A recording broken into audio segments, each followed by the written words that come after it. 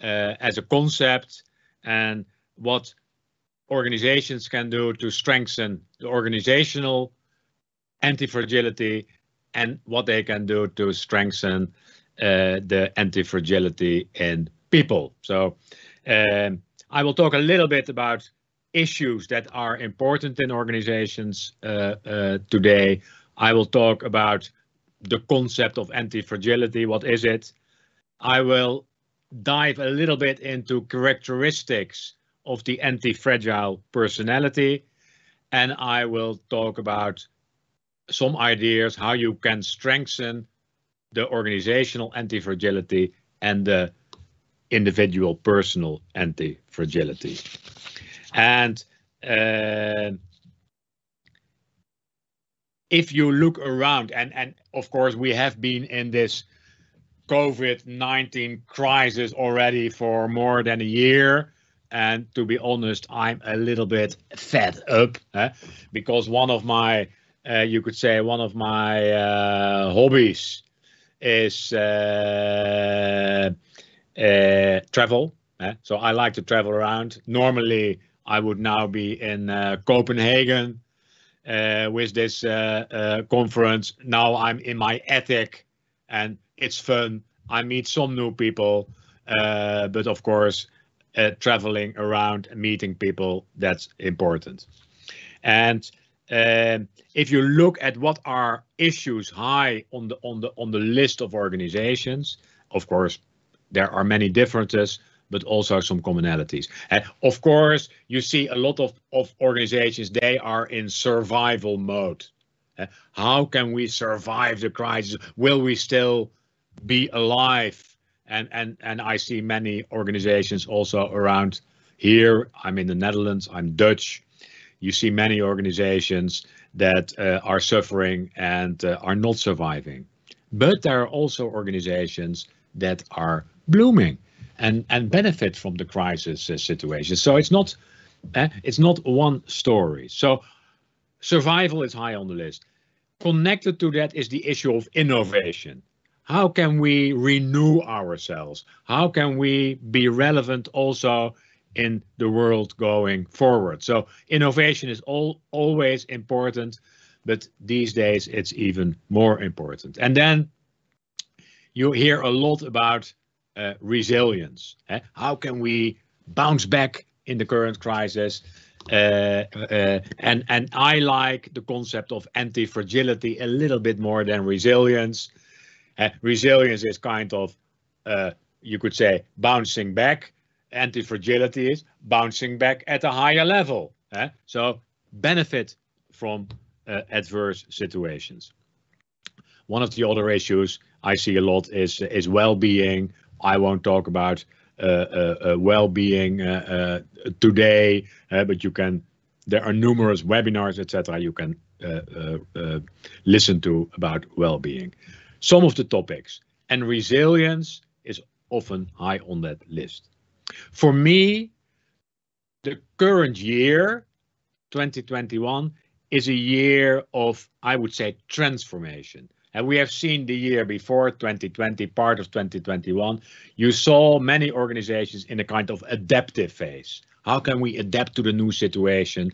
And also HR teams, often in a kind of adaptive mode. And we can't work any longer in the office, some of the people.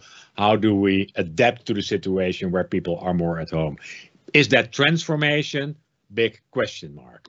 So now the moment is, how can we really renew and transform our businesses, but also how can we really transform and renew HR practices?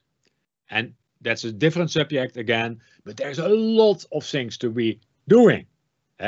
Today, in a sense, is an example. I would say, unfortunately, still an example of adaptation.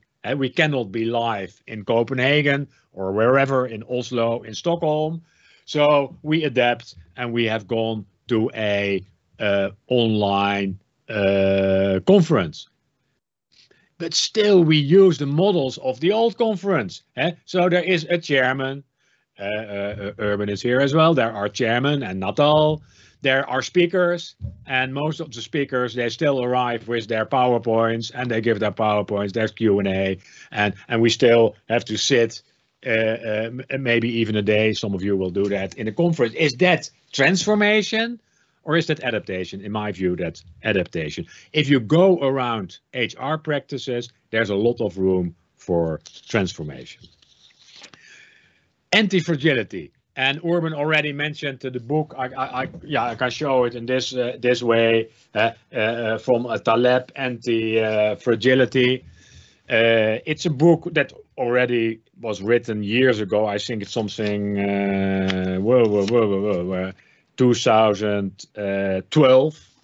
And Taleb, I like him a lot. He has written great books. Most of you will have read The Black Swan. But Antifragile is also very worthwhile to read. And what the reasoning of Taleb is, he said, well, what is the opposite of fragile? What is the opposite? And if fragile is, you could say, breakable, things that easy break, the next thing you would say is maybe robust or concrete or solid, unbreakable. But that's not the opposite of fragile. He says there is more beyond that, and that is antifragility.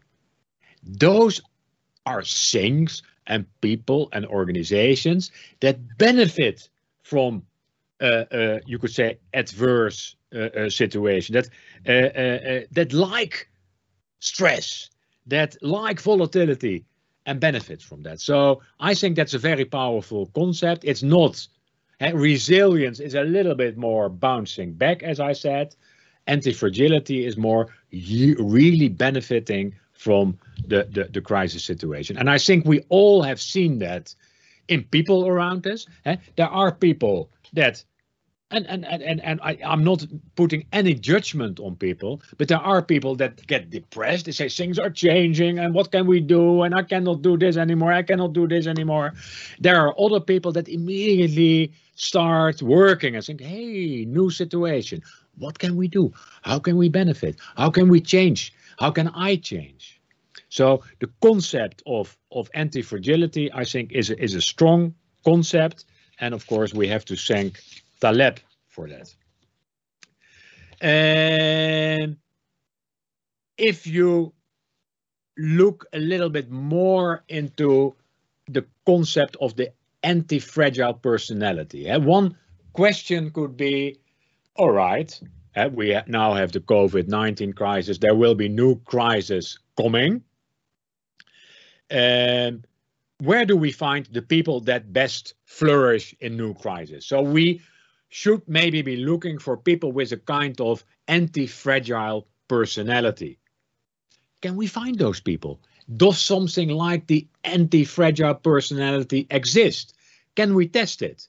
And we all know, or at least most of us know, that if you look at the array of possible HR intervention, that generally speaking, recruitment is the most powerful intervention. Recruiting new people with a different profile, that is a lot more effective than maybe the question, how can we train our existing population to be more anti-fragile? I will come back to that. So, but can we identify the people who really benefit in uncertain, ambiguous situations? And does something like the anti-fragile personality exist?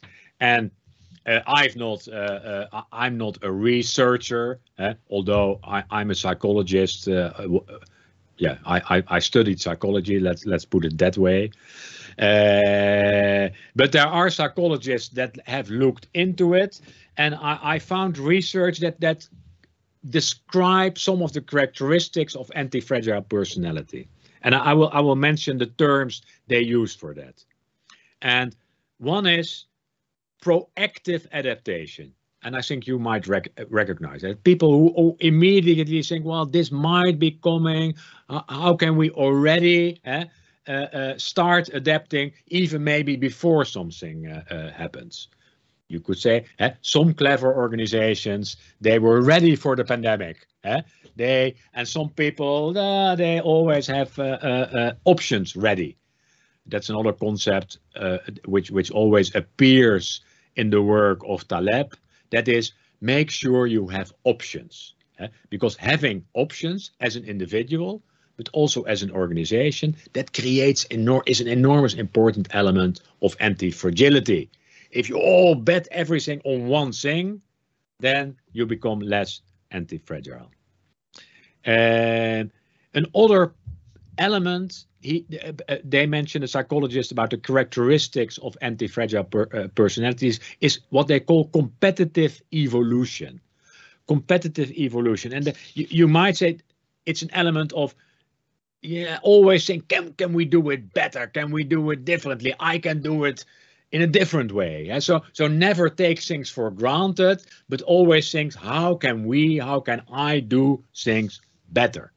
And maybe not always characteristics in personality that people like, but it helps to be more anti-fragile. The fourth element they mention is emotional agility. And I think we recognize that as well. The ability to not be too influenced by the things that are happening. So, okay, well, this is the new situation. We can wait and see, but we can also do things differently. And the last one, and I like that a lot, is conscious destructiveness. Conscious destructiveness. That's also getting rid of things, and the ability to do things totally differently as well. It has to do with transformation. Go back to the drawing board. Don't build too much on things that are already there. And so I mentioned 4 characteristics: proactive adaptation, competitive evolution, emotional agility, and conscious destructiveness. And I know that in the context of this presentation it goes too far, but it's an interesting domain overall, because we see in the world of recruitment and selection that looking at the personality of candidates becomes more and more important. Learning agility already today is an important aspect organizations are looking for. We need people that can learn fast, that can learn new things. And it might make sense to look at the anti-fragile personality, and the anti-fragile personality and learning agility, of course, also have elements in common. So I talked about issues, I talked about the anti-fragile personality, and now I would like to mention some, what can you do? So thank you, Tom, for these interesting observations, but what can we do? First, I want to talk a bit about how can organizations strengthen their anti-fragility. And I will mention a couple of things. One, you could say, is acquiring other companies. So you say, well, maybe we are not so anti-fragile, but let's look around and where are the companies that have flourished, for example, in the last year. And you see that already happening. Mergers and acquisition as a tool to make organizations more anti-fragile. Powerful way. Second element you can do on an organizational level is looking at the organizational structures. We have seen also in the last year and a half that organizations that were more organized around self-managed teams, for example, were able to react a lot faster, and nothing new, than the traditional hierarchical organizations. If you have to wait for instructions from the top, well, then maybe sometimes you can wait a long time. While if you have a self-managed team, you say, okay, well, hey team, what do we do? How can we adapt? How can we learn fast? And how can we run faster? So the organizational structure is a powerful tool, has been proven a powerful tool. We can also learn a lot from the way the governments have worked in the last year and a half. I think governments versus the people, you could say the citizens, that many citizens still also take a kind of view, and the government has to tell us what the road is. And the question is that really, does that make society anti-fragile if we make ourselves too much dependent on government? Acquisitions, organizational structure, agile methodologies, very much connected to the structure. But of course, if you are a master in agile methodologies, then you are able to be a lot more anti-fragile than if you are not. So nothing new here, but organizations that master those methodologies are.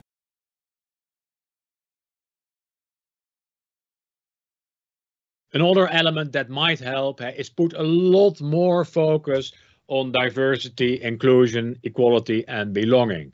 We have heard some great presentations on that subject today. I heard a nice presentation from Scania. But if you have more diversity, people from different backgrounds, people with different experience in your organization, then you can reason that your organization will be more anti-fragile. The last element I think you could do, and there are many more, but I listed here 5, is the subject of continuous listening. Sensing a lot better than you maybe are doing today. What's going on? What's going on in the world of our clients? What's going on in the world of our employees? What's going on in the world of our suppliers? So continuous listening, and that's a concept super important in the HR domain, can make organizations more anti-fragile. So 5 suggestions for the organization: acquisitions, look at the structure, agile methodologies, a lot more diversity, inclusion, equality, and continuous listening. What can we do on the personal level? What can we do in organizations to strengthen the anti-fragility of the people in the organization? And I already mentioned recruitment and selection, very powerful. And there I would suggest you start looking at how can we test the anti-fragile personality of people, and even existing tests. We all know the Big 5 personality test, famous from the acronym OCEAN. Even if you use the Big 5 personality test, you can already infer some anti-fragile characteristics of people. I won't go through all the 5 dimensions, but the first one is openness. You can predict that people who score higher on openness probably are more anti-fragile than people with a low score on openness. And the N from neuroticism, also the N from neuroticism, there you can imagine that people who have a high score on the N may be not so anti-fragile. So even the Big 5 you can use. Another element to strengthen anti-fragility in the people in our organization, that's a traditional measure, but there is research, and I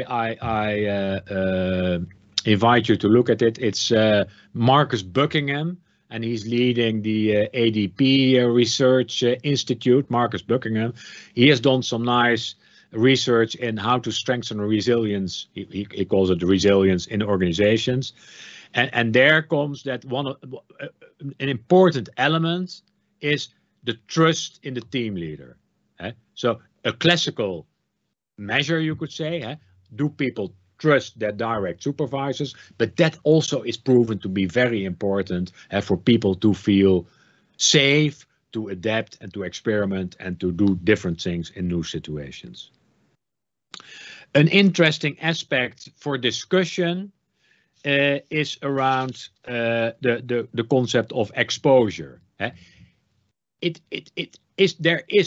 There are indications in the research that people who are exposed more to different type of situations become more resilient and possibly also more anti-fragile. I'm here on thin ice, but intuitively it feels that it makes sense. Exposure to different situations helps people to bounce back. You could say, and there is a whole movement in HR which tends a little bit towards pampering. Yeah, it's all about happiness, and people have to. But happiness, yeah, if you are in insecure and adverse situation, you might not feel happy, but that exposure might help you to become more resilient and maybe even more anti-fragile. So, question mark around the focus on happiness. The question is, how can we expose people to different type of situations where they learn from? And I think in combination with that trust level of, for example, the direct team leaders, we can do something. So high trust, but also high exposure.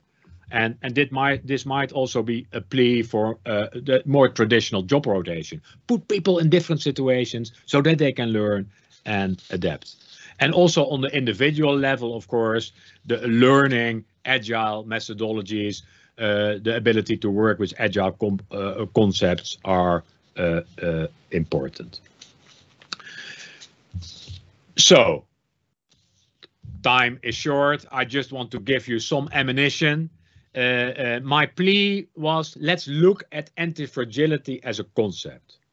Let's look how we can strengthen antifragility in organizations, but also look at how we can strengthen antifragility in our people in the organization, or how we can find people who are already by nature more anti-fragile. And I'm sure that each of us knows those type of people in our organizations. And there are indications that we are able to test it. It's also worthwhile to look at our HR practices and whether they help to strengthen anti-fragility in organizations. And of course, I urge you to do that with all of the big important issues. Often that's not done. Are we really fueling innovation? Are we really focusing on well-being, not only of our employees, but also of our suppliers and clients? So lots of work to do. I think lots of opportunities. And I hope to hear back from you what you did and how successful you were. And I don't know exactly time-wise, but I think we have some time for questions. I give it to the chairman, Urban. Thank you, Tom. Last time I looked, there was no questions, but I have at least one for you. We heard Sam this morning from SEB talking about diversity of thoughts and how they managed to have a systemized or a structured way of putting people together with different personalities or different perspectives and so on, to get the best team to release the full potential of innovation and creativity. Is this something like this that you are talking about, or is this a bit different? Because I can see the similarities actually. So yes, diversity, inclusion, however, helps in this case to fuel innovation. So diversity helps innovation, and as I said, it also helps to strengthen the anti-fragility of organization. But I think there's more. So this is one. The diversity is one element, but there are other elements you can do as well in the organizational structure, but also wider in the HR domain than just putting the teams together. But it's important, if we would talk about innovation as the angle, And many organizations are suffering today with their innovative efforts. For example, because the people who work in creative, innovative areas, they benefit a lot from, one, meeting other people. They're not so well off alone in their homes. They also benefit from meeting strange people. So the concept, I'm sure you know the concept of casual collisions. You bump into people and that sparks an idea. That's also one of the benefits normally of these type of conferences where, well, in the corridors, you meet people, you talk to them and then say, hey, this is a good idea and I can learn something from that. So the short answer is yes, it's partly the same, but I think you can do a lot more than just make a composition of diverse teams. Great. I think that we will say thank you, Tom, since I don't believe there are... Well, we have a question for you, Tom. Sorry, actually 2, and we have 3 minutes. Shall we take them? Yes. Okay, I will answer brief. Yeah, what methods do you recommend in supporting organizations and teams to go more towards self-leadership? Yeah, and that's a big subject. I will answer. So it's a concept that does not fit with every organization. So that's one element. So you have to look at what do we have to do in our organization, and how can we do that? Of course, it's a dimension. You could say, well, on one end of the spectrum, and hardly any organizations are still there. It's the traditional hierarchical organization. Many organizations are moving on that axis, and at the end of the axis is maybe a real open organization with only self-managed teams, no boundaries, etc. But looking at what fits in our organization, and maybe even in parts of the organization, because some parts of the organization might be different than other parts, that might be a helpful start, and then do that in an agile way. And an agile way is let's experiment and let's see how we use it. The key message here is also that working in self-organized ways comes with a lot of rules and regulations. So it doesn't go automatically. You have to follow certain cookbooks, and there are many of those cookbooks. Mm-hmm. Great. And the last one, I was also not that good to note the characteristics, and we have a question. Could you repeat the characteristics again? I remember proactive, and that's all. Sorry. Yeah, the second easy one is emotional agility. So emotional agility. The third one is competitive evolution.